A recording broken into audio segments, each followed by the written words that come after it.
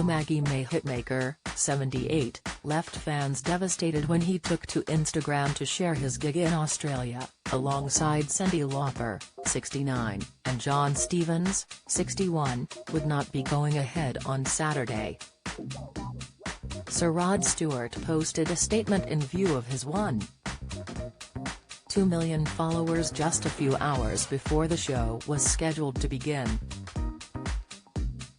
Rod captioned the post with a broken heart emoji, as the statement read, "Live Nation and Roundhouse Entertainment regret to announce that tonight's performance by Rod Stewart, Cyndi Lauper and John Stevens at Mount.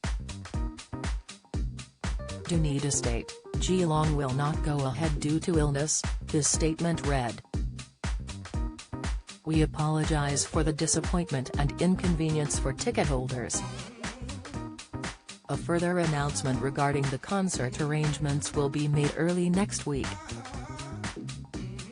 Rod's post did not clarify which of the three performers is suffering from ill health, as Cyndi and John also shared the same announcement to their Instagram pages.